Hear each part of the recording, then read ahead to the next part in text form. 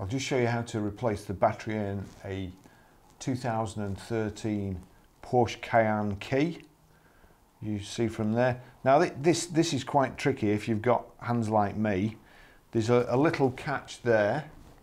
You see, you press that across and then you have to slide that out. That's the key. That's a spare key for getting in if your remote's flat. But if you put that key in there like so and then just use it to lever that plastic bit up, you see there you've got